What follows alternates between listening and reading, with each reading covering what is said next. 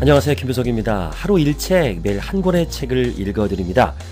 오늘 함께할 책은요, 안철민 박사님의 목소리가 바뀌면 인생이 바뀐다 라는 책입니다. 목소리는 신이 내린 것도 아니고 특별한 사람의 전유물도 아니다. 누구나 근육을 사용해서 꾸준히 훈련하면 원하는 좋은 발성을 낼 수 있는 운동일 뿐이다. 좋은 목소리를 만드는 발음과 발성은 얼굴의 모양과 표정까지 예쁘게 변화시켜서 새로운 인생을 살게 한다라는 책입니다. 제가 생각하는 거는 너무 일치해서 반갑게 이 책을 봤어요.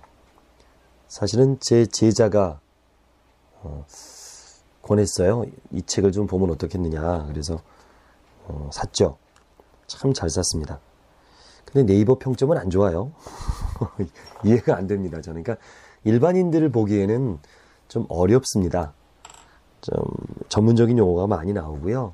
아무래도 의사 선생님이다 보니까 환자를 다루듯이 해서 그런 것 같아요. 저는 일반인을 대상으로 목소리 교육을 하고 또 아나운서, 쇼호스트, 또 강사님들에게 목소리 코칭을 하고 있거든요. 그러면서 꾸준히 한 20여 년 동안 공부해 오고 또 가르쳐보고 했던 경험을 바탕으로 이 책과 함께 강의하려고 합니다. 개인적으로 좋았던 거는 제가 그동안 공부해 왔던 것이 그리 틀리지 않았구나 라는 것과 또 의사 선생님이 또 지적해주는 디테일한 부분들이 더 신뢰가 가서 앞으로 목소리를 지도할 때 많은 도움이 될 것 같습니다.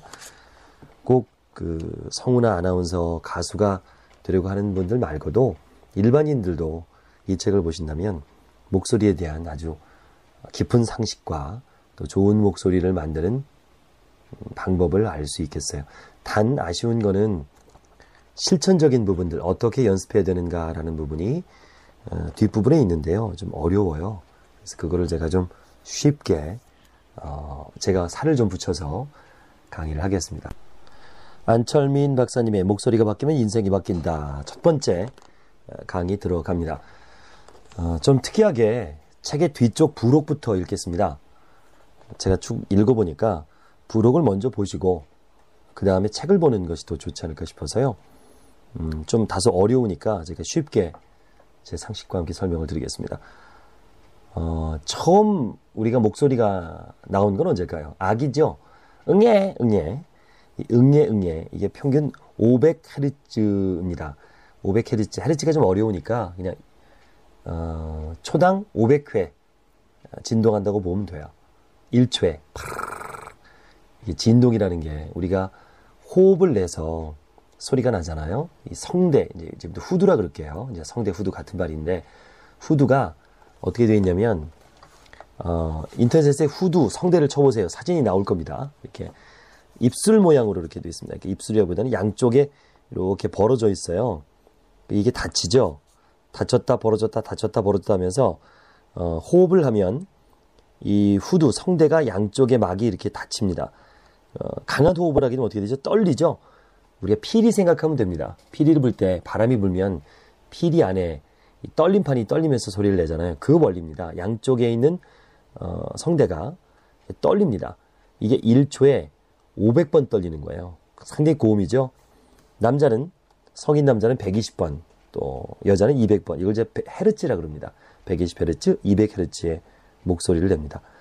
이 후두는요, 발성을 하는데 가장 기본적인 구조물이죠. 따라서 음성의 변화가 있는 음성 개선을 위한 노력으로 가장 먼저 관심을 갖고 공부해야 될 게 이 후두입니다. 이 후두에 출생할 때 이제 선골, 갑상, 연골 이렇게 되어 있는데요. 이제 후두를 구성하는 조음 기관이라고 보시면 돼요. 위쪽, 앞쪽 이렇게 얘기하는 건데, 이 설골이라는 것은 이제 혀가 붙어 있는 그런 쪽이죠. 설골은 이제 2살 정도 되면 이제 골화라 그래서 이제 단단해집니다. 그리고 갑상연골과 윤상열골은 이제 20세가 돼야 이제 무르익게 되죠. 또 피연열, 이건 모르겠어요. 피열연골은 35세가 지나고 또 후두 구조물은 60대가 지나면서 전체적으로 이제 딱딱해집니다. 이 갑상연골, 그러니까 후두가 위치해 있는 그 각도가 남자는 110도, 여자는 120도 정도인데요. 이 후두의 위치는 출생할 때 C3, 이 C3라는 게 경추예요. 그러니까 목 얘기하는 거죠. 목뼈 3번에 위치하고 있고 또 4번, 또 5번 이렇게 내려갑니다. 그러니까 위쪽에 있다가 나이가 먹으면 점점 내려가서 20세가 되면 뭐 C5 다섯 번째 그 경추 그리고 일곱 번째 경추 사이에 위치하게 되죠. 나이를 먹으면 점점 성대가 내려갑니다. 그리고 성도 그러니까 이 소리를 내는 길이죠. 그게 길고 넓어집니다. 성대 길이는요. 어린아이 경우는 이제 남자가 8mm, 여자가 6mm 정도밖에 안 돼요. 1cm가 안 됩니다. 성대 길이가. 성인이 되면 남자가 1.7cm, 2.3cm. 목젖이 툭 튀어나온 사람들 있죠. 이게 성대가 큰 겁니다. 그럼 상식적으로 목젖이 많이 나온 사람이 당연히 성대가 크고 저음입니다. 여자들은 목젖이 잘 안 나오죠. 요즘은 좀 나오는 여자도 있어요. 이 덩치가 커지니까 여자는 15mm에서 19mm 정도가 됩니다. 그러니까 남자가 얇은 사람이 17mm, 여자가 기른 사람이 19mm니까 남자 중에서도 여자 같은 목소리가 나는 경우가 있고요. 여자 중에도 남자 같은 목소리가 나는 경우가 있죠. 성대의 그 인대, 이게 근육인데요. 우리 그 근육처럼 인대로 되어 있습니다. 이 성대 인대는 1살에서 4살 정도에 나타나고요. 인대는 매우 얇고 두 겹으로 되어 있습니다. 특히 유아기에는 두 겹 사이에 분화가 일어나서 분화가 일어나지 않습니다. 또 사춘기가 되면서 성대 고유층이 3겹으로 확인되기도 합니다.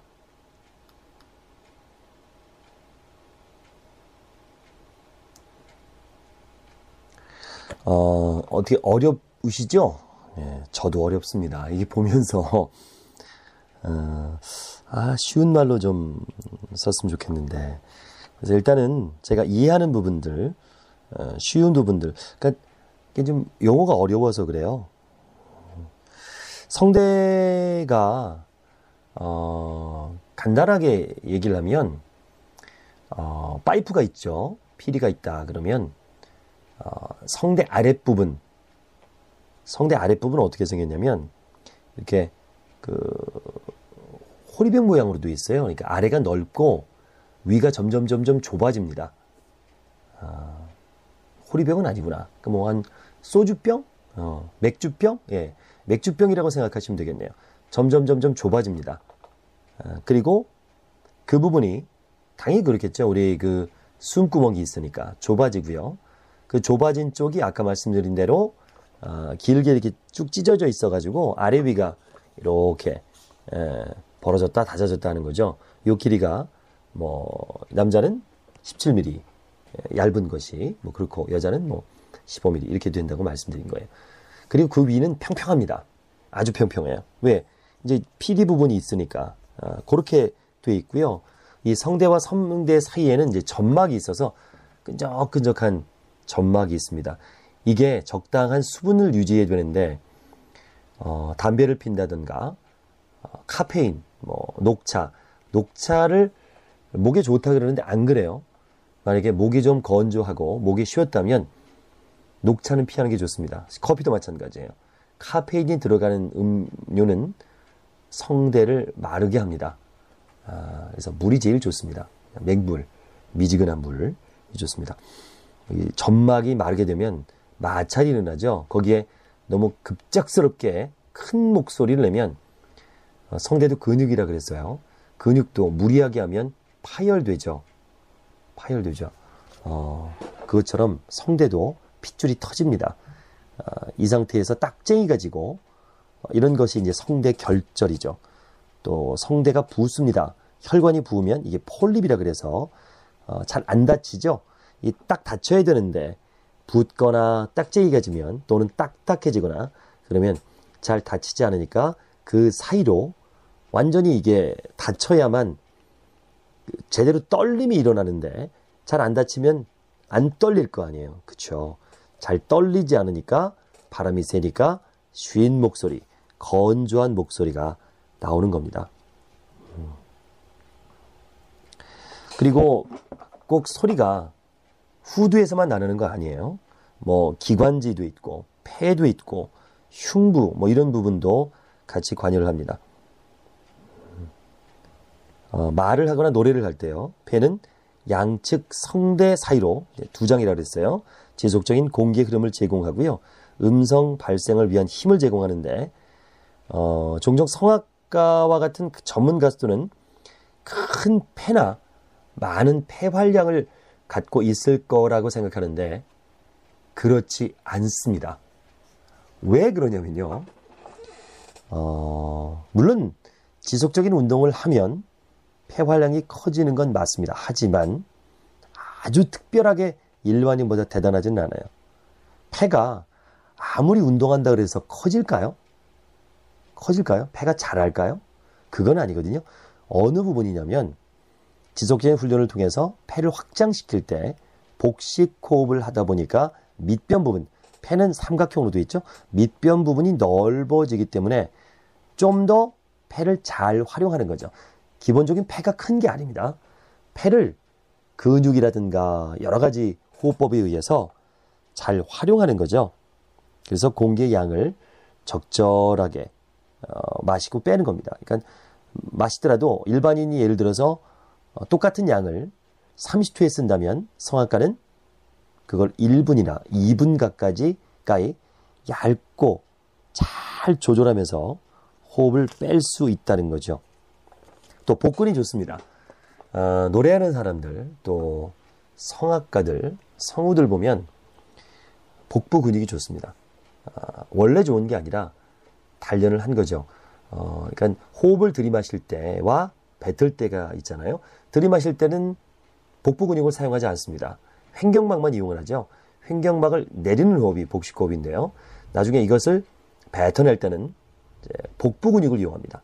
배에 힘을 주게 되죠. 그래서 실제로 복부 근육이 발달되면 발성에 굉장히 많은 도움이 됩니다. 저도 발성 훈련을 할 때 다리를 든다거나 또는 그 허리를 숙여서 한다거나 이렇게 복부에 힘을 줘서 노래를 하는 그런 교육을 받았거든요. 그게 틀리지 않았다는 것을 이 책을 통해서 알게 됐습니다. 적당한 복부 훈련은 좋은 노래와 발성의 필수 요소가 된다고 안철민 박사님도 이야기를 하고 있네요.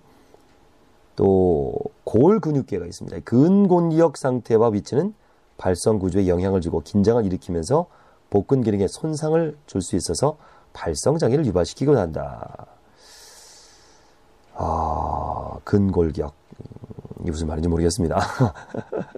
근데 이게 쭉 책을 읽어보니까 서 있을 때요.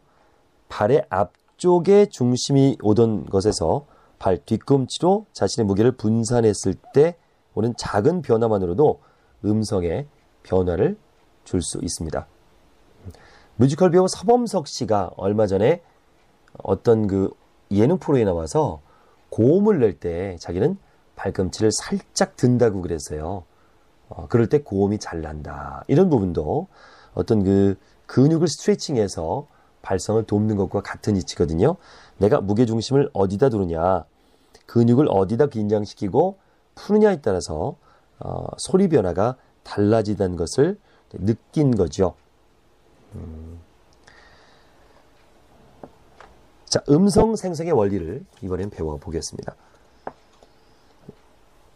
이제 후두를 일반적인 음성기관이라고 부르는 이유는요, 그곳에서 음성이 만들어지기 때문입니다. 만약 우리가 음성을 귀로 들을 수 있는 소리라고 한다면 엄격하게 구별할 때 사실과 다른 말이죠.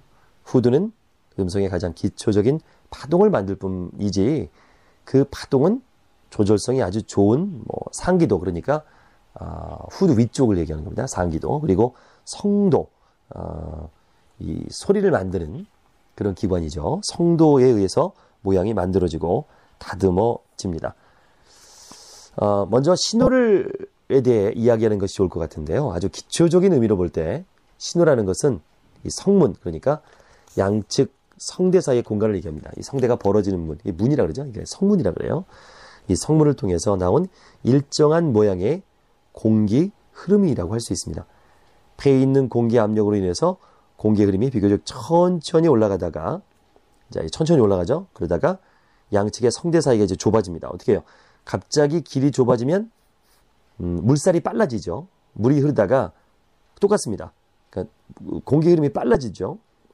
그리고 양측 성대에 이제 점막이 있어요. 끈적끈적한 점막이 있거든요.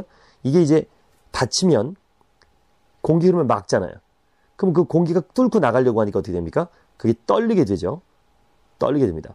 그래서 이 압력에 의해서 닫혀진 성대가 계속 열렸다 닫혔다 열렸다 닫혔다 하면서 하는 것이 이제 소리가 나게 되는 원리입니다.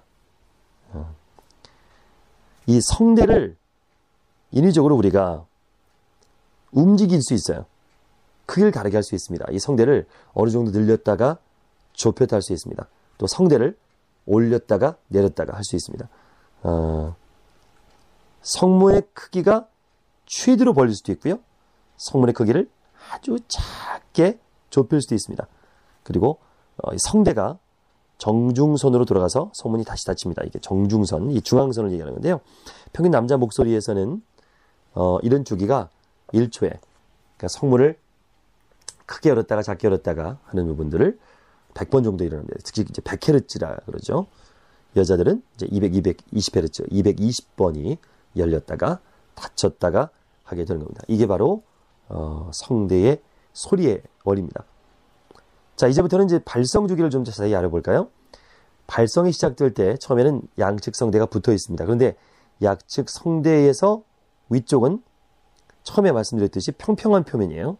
아래쪽은 경사물을 갖고 있습니다. 소주병 같이 되어 있다 그러니까 맥주병, 쐐기 모양으로 되어 있습니다. 이 성대의 아랫면은 비교적 넓은 공간이 있고 또 위쪽으로 갈수록 공간이 좁아지면서 닫혀 있어서 공기가 나오지 못하게 하는 거죠. 아까 말씀드렸죠. 또 폐 공기 압력이 성대 아랫면에 작용해서 양측 사이 성대 사이를 벌리고 압력이 계속 작용함에 따라서 점점 더 멀어지게 돼서 성대 간격이 벌어지게 됩니다. 열린 성문을 통해서 공기 흐름이 시작되고요. 공기 흐름 일부가 성대 상부로 올라가지요.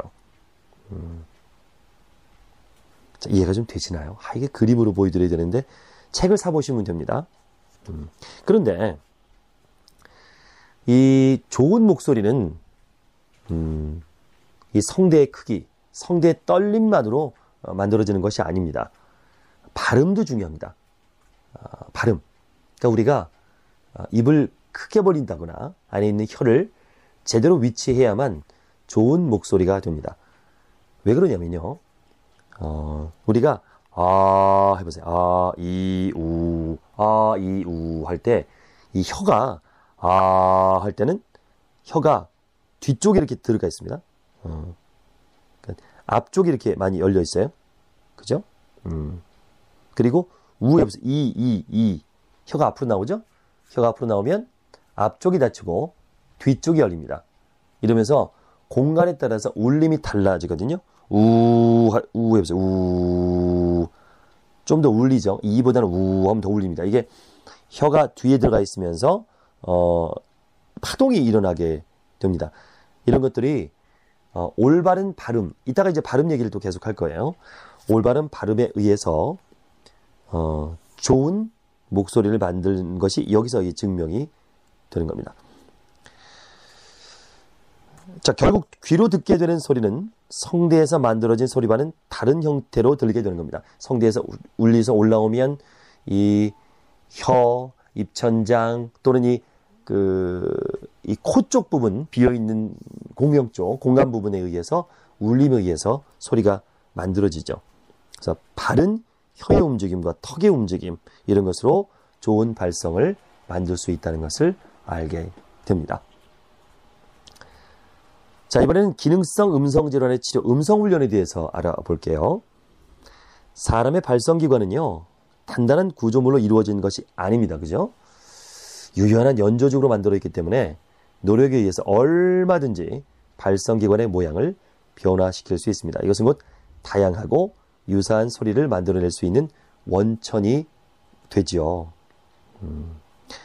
음성훈련의 목적은요, 환자들, 워낙 소리가 안 좋은 분들을 도와주는 것도 있지만, 기존에 있는 소리를 좋게 해서 더 편안하고 멋진 소리를 만든다거나 아니면 소리가 자꾸 쉬고 쉽게 필요한 사람들에게 잘못된 발성을 알려주고 올바른 발성을 도와주는 목적이 있습니다.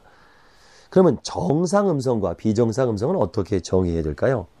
일반적으로 정상 음성에 대한 특별한 정의는 없습니다. 정상 음성에 대한 정의가 없기 때문에 치료를 목표를 세우거나 비정상을 묘사할 때 비정상적인 음성의 정도를 판단할 때 어려움을 겪죠. 즉 음성이 좋아졌다면 그 정도를 어떻게 측정할 것인지, 무엇과 비교해서 좋아진 정도를 알 것인지, 음성의 어떤 특징이 좋아진 것인지, 또 얼마나 좋아졌는지, 음성이 정상적인 것인지, 환자에게는 어떤 음성이 정상 음성인지 여부를 판단하는 것이 상당히 어렵다고 그래요. 실제로 치료자는 이 환자의 병적인 목소리를 듣고 판단하기 때문에 치료를 하였을 때 환자의 음성이 만족할 만하다고 판단하지만 환자 자신은 기존의 음성과는 달라서 불편하다고 느낄 수도 있겠죠. 좀 더 나은 음성 치료를 위해서는 서로의 많은 노력이 필요하겠어요. 그래서 이 책에서는 그런 얘기를 합니다. 목소리를 수시로 녹음을 해라. 목소리 훈련을 하다 보면 변화가 생기게 되거든요. 본인은 잘 몰라요.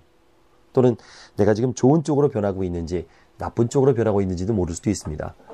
그래서 수시로 녹음을 해서 그 소리를 들어보는 게 좋습니다. 사실 내 목소리는 그 코와 이 귀까지 연결이 되어 있는 이스타키오관이라는 곳이 있기 때문에 또 내 골격이 울리기 때문에 실제 내 목소리를 들을 수 없거든요. 그래서 녹음해서 들어보면서 비교하는 방법이 아주 좋습니다. 그러면 본격적으로 음성 훈련의 다양한 방법을 소개합니다. 첫 번째는 수지 조작이라고 합니다.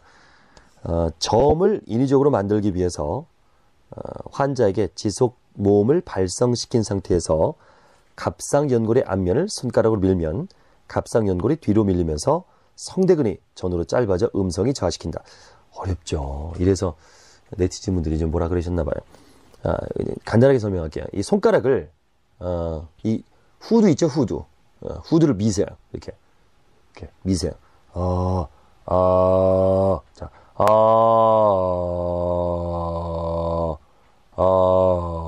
밀면 어떻습니까? 음성이 낮아지죠. 예, 음성이 낮아집니다. 자, 다시 놓으면 높아지겠죠? 이걸 성대 내리기라 그러는데요. 성우분들이 많이 해요. 그 성우들은 이제 본인이 내립니다. 근데 이게 이제 환자라든가 일반인이 안 되니까 일본이 내린 거죠. 해보세요.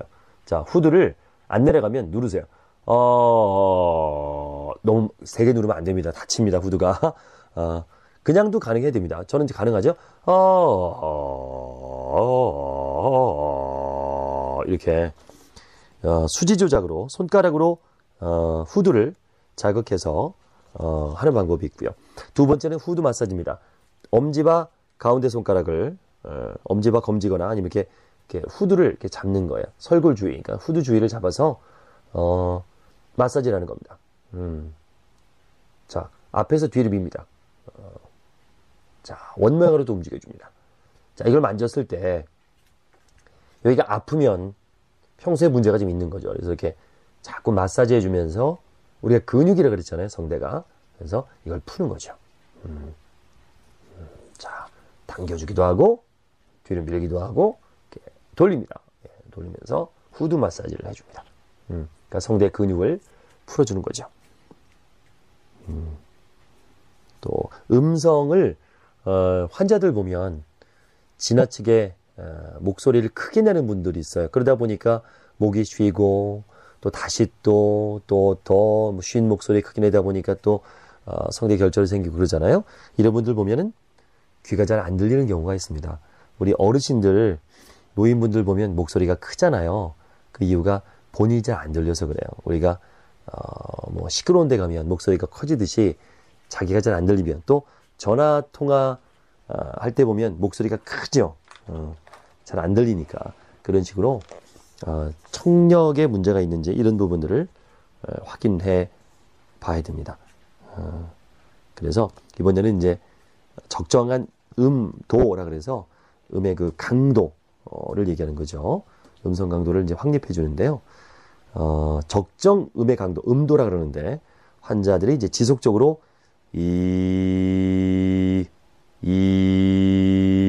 이렇게 지속적으로 5초 이상 자, 해보겠습니다.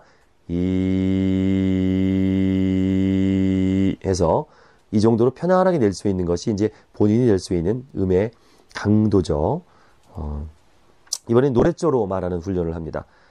노랫조로 말하는 것은 일적으로 한다는 것을 설명하고요. 그다음에 성당의 신부님이 말하는 것처럼 음정의 변화나 강도의 변화 없이 책을 읽는 것을 시연하거나 녹음된 것을 들려줍니다.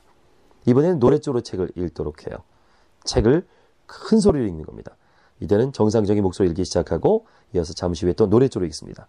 그걸 다시 정상 목소리와 노랫조로 읽기를 반복하는 거죠. 이게 이제 노랫조로 말하기 방법입니다.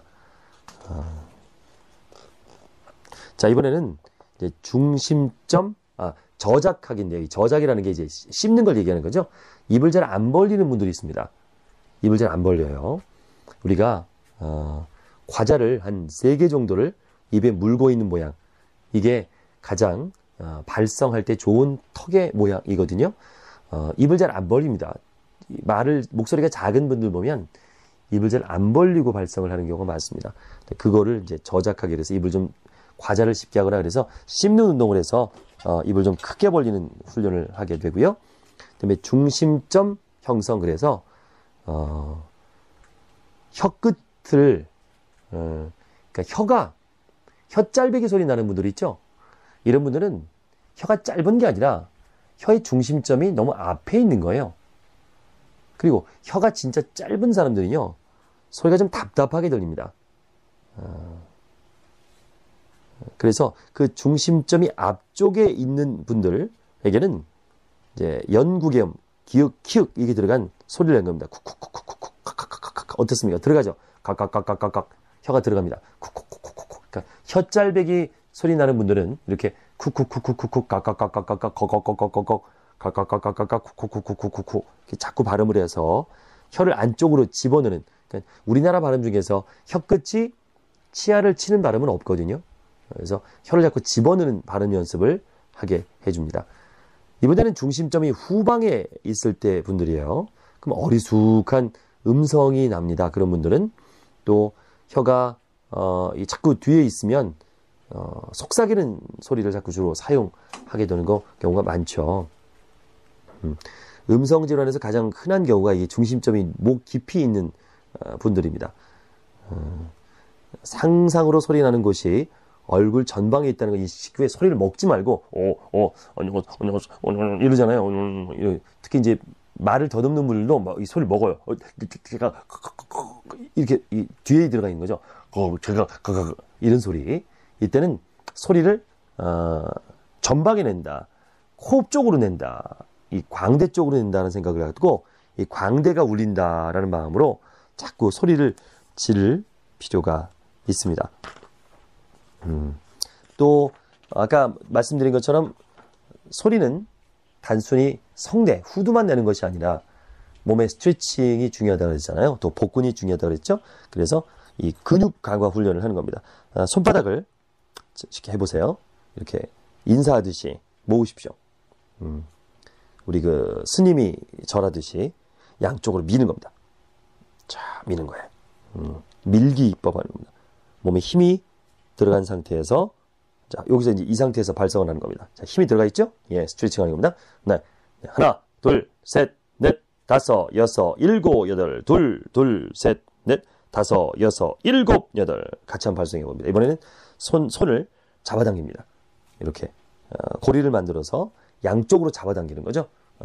윗꼬리, 아랫꼬리에서 겹쳐가지고. 자, 하나, 둘, 허리를 펴고, 네, 가슴을 펴고, 하나, 둘, 셋, 넷, 다섯, 여섯, 일곱, 여덟, 둘, 셋, 넷, 다섯, 여섯, 일곱, 여덟. 네.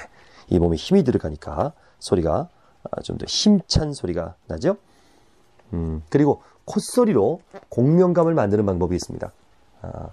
그 뮤지컬 배우 서범석 씨가 쓰는 방법인데요. 호잉, 호잉, 흥, 흥, 흥, 흥, 호잉, 호잉. 또는, 제 후배, 그, 쇼호스트가 쓰는 걸 제가 봤는데요. 장문정 쇼호스트가 쓰는 방법은 호랑이 우는 방법이더라고요. 해보세요. 이렇게 자꾸 콧소리, 이게, 짱이야, 이어 내라는 게 아니고요. 대신에 혀를 좀 내려야 됩니다. 혀를 높여서, 끙끙대는 소리가 아니고, 혀를 내려서, 허잉, 허잉, 이런 식으로 콧소리를 내면서 비강음을 찾는 겁니다. 또 웃음, 기침 뭐 이런 거, 웃음이나 기침 이런 걸 할 때 보면 소리가 탁한 소리가 잘 안 나요. 그러니까 이제 기침 말고 이제 웃음 소리. 그때 이제 음성 그때 제대로 특히 웃음 같은 경우에는 제대로 발성이 돼야만 제대로 웃음이 나오거든요. 그걸 기억하라라고 또 훈련을 할 수 있습니다. 말을 할 때는 이제 좀 내가 목소리가 안 좋다, 탁하다 하는 분들은 거울을 보면서 입을 크게 벌리는 훈련을 하는 거예요. 내 입을 보면서, 거울을 보면서 입을 좀 크게. 그리고 말을 할 때 입을 크게 벌리면서 반복적으로 꾸준한 연습을 하는 겁니다. 특히 발음할 때 손가락 두 개가 세로 들어가야 돼요. 손가락 두 개가 세로 들어갈 정도로 벌려야 됩니다. 해보세요. 전 들어가거든요. 그리고 입 벌림을 쉽게 하기 위해서 발성 훈련할 때는 고개를 들지 마십시오. 턱을 내리고 가슴을 당기고 네. 입술을 벌린 상태에서 턱을 좀 떨어뜨리는 게 좋습니다. 하는 게 좋습니다. 이번에 호흡 훈련 하겠습니다. 소리를 내기 위해서 이제 호흡이라는 게 이제 소리를 뱉는다는 건데요. 일단 과장된 호흡을 해보겠습니다. 가장 과장된 호흡은 어떤 호흡일까요? 바로 하품입니다. 하품. 굉장히 많은 호흡이 들어가죠? 할 때 어떻습니까? 입을 엄청 크게 벌리죠? 하품을 할 때 이 후두가 가장 많이 내려가고요. 후두가 활짝 열립니다. 그걸 기억하십시오. 그때 소리를 내는 거예요.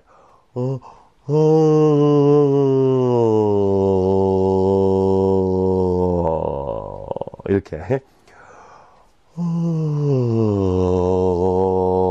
아주 저음이 나오죠. 후두가 내려가니까. 다음에는 이제 빠른 이제 호흡기를 하고 한 후에 한숨을 쉬듯이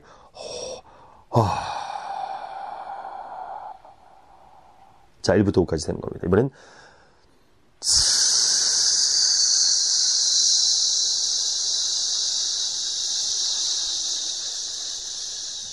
이렇게 1부터 20까지 낼 수 있게 20초 그러니까 20초 이상 낼 수 있게 또 20초 이번에 호흡을 빨리 하고 뱉을 때 20초 이상 시계를 보면서 소리를 내보는 훈련을 해보십시오. 또 이번엔 책을 읽는 겁니다. 소리 내면서 우리의 후두는 근육이어서 근육은 어떻습니까? 규칙적으로 사용했을 때 발달을 하죠. 안 쓰면 퇴화됩니다. 목소리는 아껴서 좋을 게 없습니다. 적당히 사용하셔야 돼요. 퇴화되기 전에. 너무 쓰면 문제가 있지만 적당한 훈련은 근육을 젊게 만듭니다. 그리고 기본적인 자세는 벽에 붙으세요. 벽에. 엉덩이와 양 어깨가 벽에 닿게 하고요. 턱을 약간 숙인 후에 머리에 줄이 있어서 천정에서 당긴다는 느낌을 받는 것으로 몸을 펴는 것이 아주 좋습니다. 그리고 한 손은 가슴에, 한 손은 배에 얹습니다. 자, 저도 한번 해볼게요. 한 손은 가슴에, 한 손은 배에 얹습니다. 들이마실 때 배가 나와야 됩니다. 뱉을 때 후. 자, 들이마실 땐 코로, 뱉을 땐 입으로 뱉어야 됩니다. 입으로 마시면 건조한 공기가 후두로 들어와서 후두를 상하게 할 수 있거든요. 들이마실 때는 코로, 뱉을 때는 입으로 후. 들이마실 땐 코로, 뱉을 땐 입으로 후. 사실은 배와 폐가 동시에 부풀어 오르는 것이 좋은데요.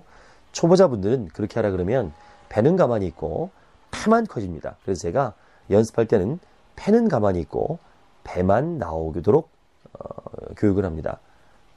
훈련 때는 나중에는 자연스럽게 배와 폐가 같이 나오겠죠. 처음에는 배만 나오게 훈련하세요.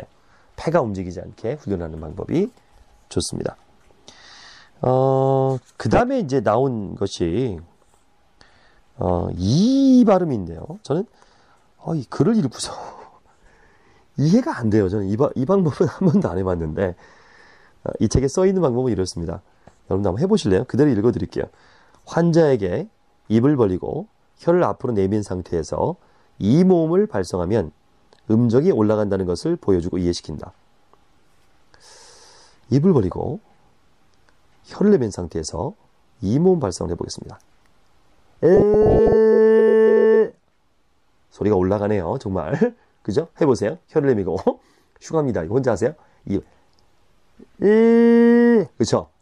이 발음하면 올라갑니다. 올라가네요. 입을 벌리고 혀를 내민 상태에서 지속적인 이 소리를 내면서 음정을 올리고 내리기를 반복한다. 이것이 익숙해지면 일정한 음률 지속적인 내기한다. 자, 한번 해볼까요? 올려볼까요? 내려보겠습니다. 자, 혀를 내밀고 하는 겁니다. 이렇게 하면서 음정의 변화를 느끼게 해주는 방법이 있습니다.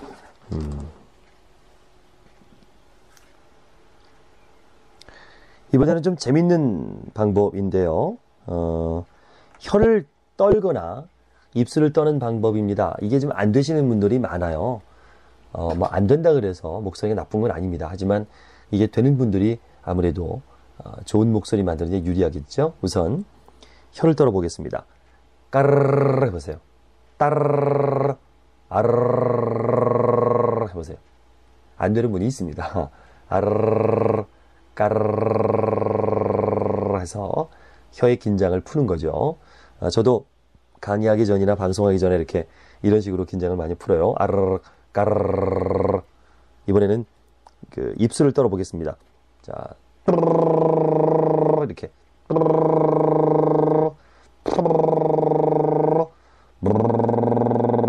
자, 부, 투 이렇게 되겠죠. 이렇게 입술을 떨면서 또 아르르 혀를 떨면서 이제 진동을 느끼는 거죠. 후리의 진동을 느끼는 방법이 있습니다. 마지막으로 음성 사이렌이 그러는데요. 손가락을 입술 앞에 대고서 입술을 오므린 상태로 바람을 느끼는 겁니다. 이렇게 입에서 바람 나오는 소리를 느낄 수 있죠. 이번에는 소리 냅니다. 어때요? 이게 나오면서 소리가 떨리죠. 그러니까 내 소리의 떨림을 느끼게 해주는 겁니다. 이게 많이 떨릴수록 그렇겠죠. 꼭 그 잠자리 날개 같은 소리가 나지 않습니까?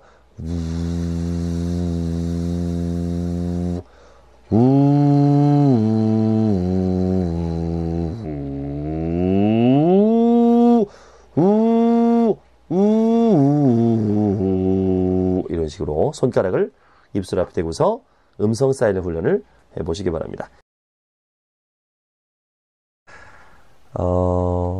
미국의 음성학자 엘버트 메르비안 연구, 아주 유명하죠. 커뮤니케이션 연구가라면 강사라면 다 아는 이야기일 거예요. 정보 전달에 영향을 미치는 요소로 음성이 1등이죠. 38%, 표정 35%, 태도 20%, 내용은 7%밖에 안 됩니다.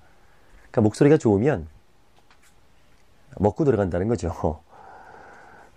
이 목소리는요, 그 사람의 감정, 성격 또는 건강까지 다 나타낸다는 얘기를 많이 하죠.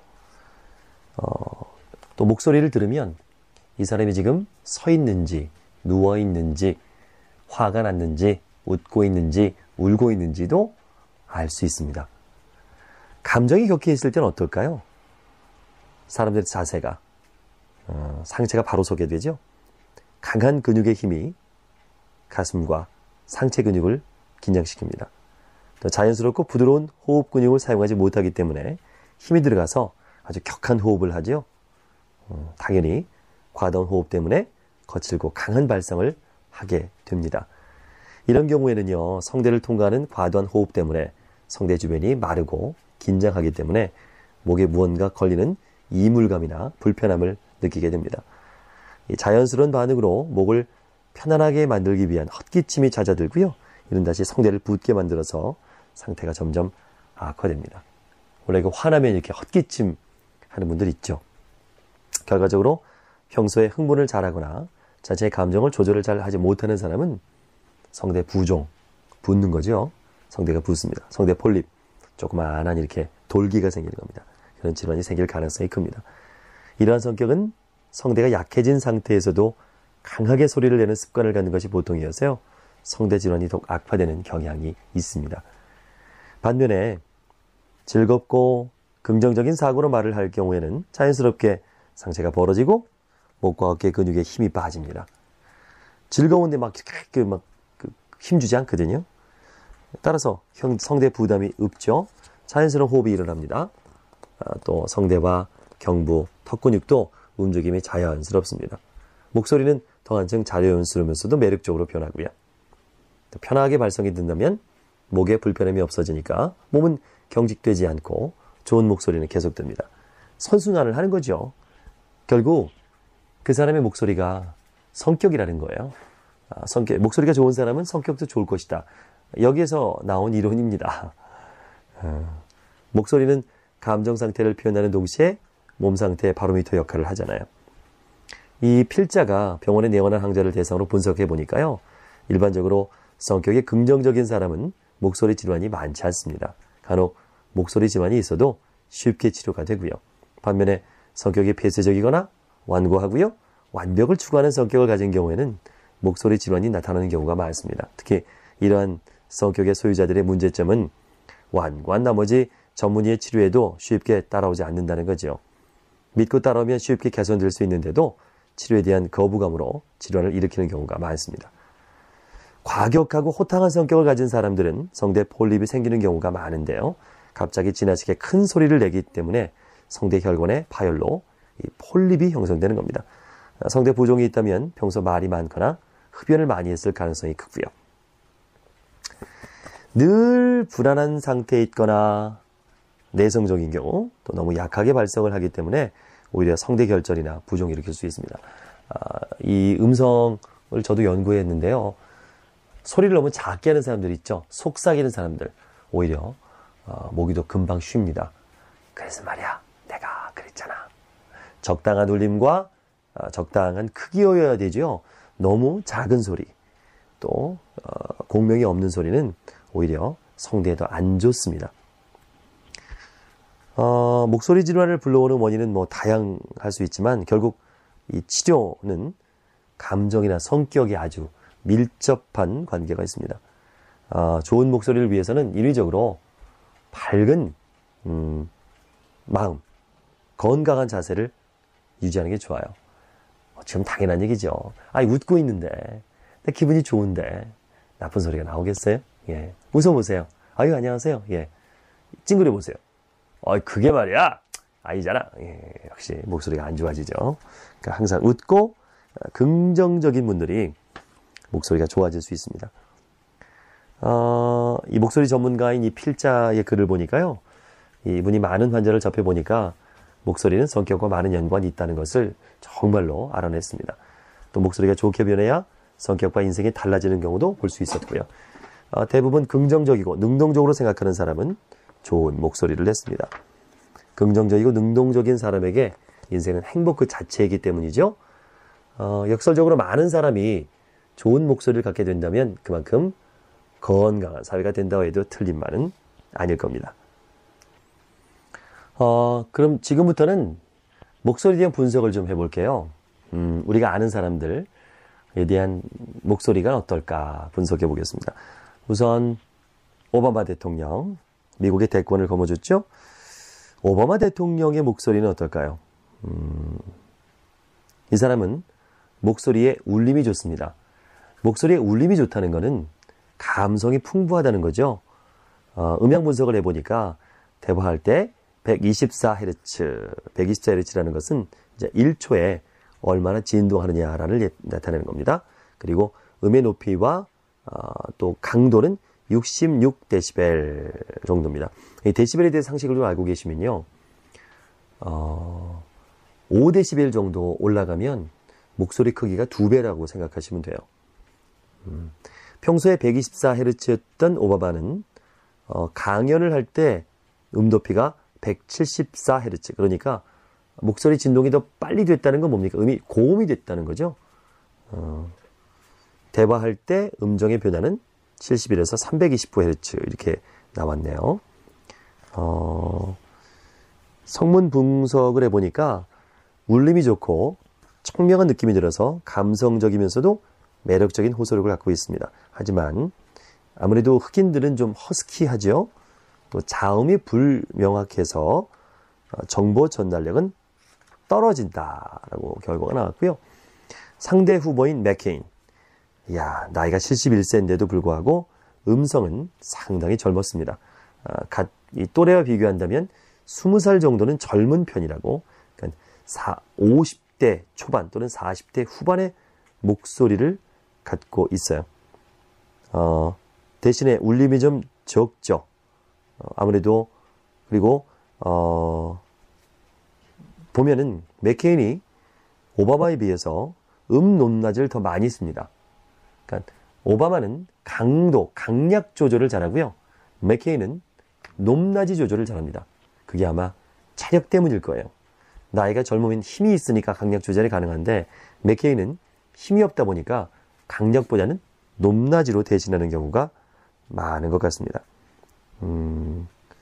그리고 발음이 정확합니다. 자음이 정확해서 언어 정보 전달력이 뛰어나다고 평가가 나왔네요. 자, 카리스마 넘치는 지도자 하면 독일의 히틀러, 그리고 우리나라에는 박정희 전 대통령이 있죠. 히틀러의 목소리는 울림을 찾아볼 수가 없습니다. 울림이 많으면 어떻더랬죠? 낭만적이잖아요. 절대 히틀러는 낭만적이지 않습니다. 이런 목소리는 되게 다혈질적이고 강한 성격에서 나오는 경우가 있죠. 박정희 대통령의 목소리는 히틀러와는 다른 느낌을 줍니다. 성대 접촉이 히틀러보다는 부족해서 호흡이 그리 강하지 않은 목소리입니다. 하지만 절도 있게 딱딱 끊어서 말하는 습관이 목소리의 부족한 부분을 오히려 날카롭게 들리도록 만들어주고 있습니다. 두 사람의 색깔과 목소리는 다르지만 공통적으로 강하고 당당한 느낌을 받게 하는 것이 역시 카리스마 넘치는 목소리 때문이죠. 지도자로서 리더로서 카리스마 있는 목소리를 만들고 싶다면 강한 호흡을 만들어야 됩니다. 강한 호흡은 꾸준한 운동과 생활 속에서 나온다고 할 수 있는데요. 충분한 성대 접촉이나 성대를 이제 잘 닫는 거죠. 강한 호흡이 만들어내는 발성을 위해서는 편안하고 안정된 발성이 필요합니다. 목소리가 좋으면 호감도가 높아요. 연예인들 대상으로 설문조사를 해봤습니다. 조선일보가 그리고 이 필자와 함께 일반인을 대상으로 설문조사를 했는데요. 한석규는 남녀 총응답자의 17.5%를 차지해서 남자 배우 중에 선호도가 가장 높았고요. 박신양 14%, 장동건 12%가 나왔습니다. 여자 배우 중에는 이영애가 18.7%를 차지했는데요. 이게 남녀로 바뀌면 이게 달라요. 재밌는 건 이선균, 남성 응답자가 선호했을까요? 여성 응답자가 선호했을까요? 제 강의를 들으시는 분들은 아마 감이 올 겁니다. 여자분들은 이선균의 목소리를 좋아합니다. 남자들은 그리 썩 좋아하지 않습니다. 저는 좋은데요. 근데 왜 그러냐면 이선균의 목소리는 저음의 목소리에 울림이 많은 것이 특징이죠. 근데 혀가 발음할 때 좀 뒤로 밀리는 경향이 있습니다. 그래서 뭔가 입안에서 이렇게 우물우물 물고 있는 것 같죠? 그러니까 발음이 부정확해요. 발음이 좀 부정확하면 남성들에게는 뭔가 좀 어색하고 어눌한, 선명하지 못한 느낌이 있거든요. 그게 또 여성들에게는 또 매력적으로 다가갈 수 있습니다. 소지섭은 어떨까요? 네, 소지섭은 남성은 3%, 여성은 9.2%. 잘생겨서 그런 것 같아요, 이거는. 한석규는 남자에게가 인기가 많을까, 여자에게 인기가 많을까요? 그렇죠? 예, 한석규는 발음이 정확하잖아요. 남자들은 24.2% 압도적인 1위를 차지한 반면에 여성 응답자는 9%밖에 없었습니다. 상당히 차이가 많이 나죠? 또 20대의 경우는 34%가 한예슬을, 또 이선균을 선택해서 가장 높은 선호도를 보였고요. 반면에 30대의 경우는 한석기와 이영애를 가장 좋은 목소리로 선택해서 호감도가 다르다는 것을 보여줬습니다. 목소리 진화는요, 아무래도 교사 강사가 일반인보다 5배가 많답니다. 이 잘못된 발성 때문에 그래요. 지금 이 강의를 들으시는 분들 목이 자주 쉬거나 아니면 목이 좀 탁하고 이럴 때는 의사의 도움을 꼭 받으시기 바랍니다. 예전에는 여성분들 예쁜 목소리는 뭐라 그래 표현했죠? 은쟁반에 옥구슬 굴러가는 목소리라고 표현했는데요. 이제는 그런 소리를 점점점 들을 수 없을 것 같아요. 여성분들이 키가 커지고 덩치가 커지면은 그만큼 목도 굵어지죠. 후두도 더 길어집니다. 그래서 이 필자가 조사를 해보니까요. 10년 전에 대한이비인후과에서 보고됐던 220Hz보다 28Hz 낮은 192.19Hz가 나왔습니다. 평균이 그만큼 여성분들이 목소리가 굵어졌다는 거죠.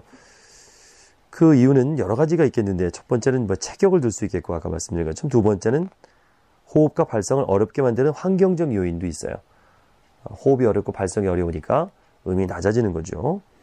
또 후두에 자꾸 오염된 물질이 들어오면 진동을 좀 많이 못하게 되는 경향이 있습니다. 세 번째는 직업과 사회 진출 등의 사회적 문화적인 환경을 꼽을 수 있겠고요. 아무래도 그 사회 진출하니까 예전처럼 순종적이지 않고 자기 주장이 강하다 보면 목소리가 좀 강해지겠죠.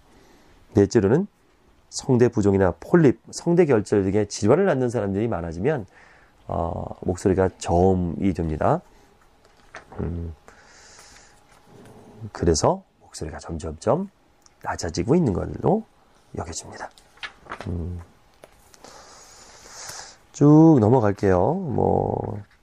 일반인들을 대상으로 또 여기 보면 또 전문가들 얘기가 좀 있어서요.